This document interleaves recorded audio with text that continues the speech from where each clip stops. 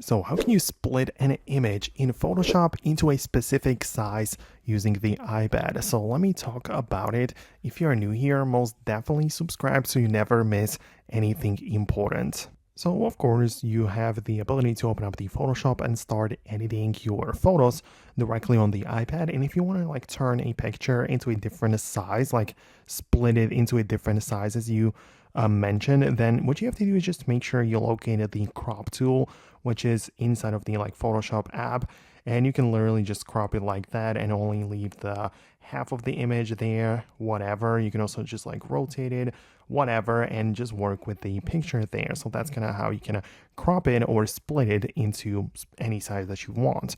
But to be honest, I think that it's actually a bit better to, instead of importing the image into the Photoshop, I would just create a new one where I would specifically decide the dimensions. I would pick like the pixels and decide exactly which orientation I want to go with, and exactly how the canvas or the like the template is supposed to look.